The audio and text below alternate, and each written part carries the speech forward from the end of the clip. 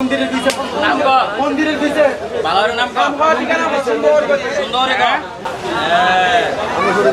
এই তো একদম মাঝখান থেকে যাবে শাবাশ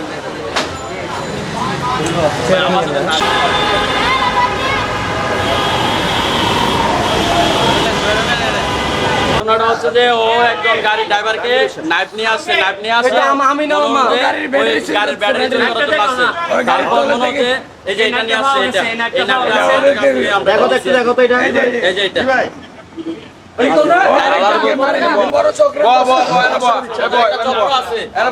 এটা এখানে রেখে ধরেন 2-4 হাত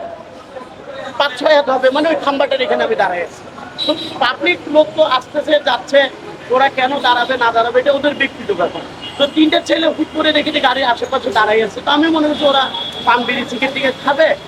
তারাইলে সমস্যা কি আমার তো কিছু করার নেই ঠিক আছে হট করে আমি ওখান থেকে ফলো করলাম কি একটা ছেলে আমার গাড়িটা এই বোর্ডের পাত ধরে টানতেছে আমি বললাম কি মনে মনে চিন্তা করলাম কি ও আমার গাড়ির পাত ধরে টানতেছে না এমনি ধরে দাঁড়ায় আছে ঠিক দেখলাম যে ওখান থেকে সে পাট করে আমার পাটটা টান দিয়ে খুলে ফেলছে খুলে পড়ার পরে তিনজন একসাথে এমনভাবে হাঁটতেছে নিয়ে আমি ঠিক ওই যে ওখানে একটা পুলিশ লাইনের পাম্পের পাশে একটা রেস্টুরেন্টের মতন আছে ঠিক এই বরাবর আছে আর যার হাতে আমি গাড়ির পাটটা তাকে এভাবে জড়াই ধরে ফেলছি ধরাই পড়ার পরে এই ছেলেটা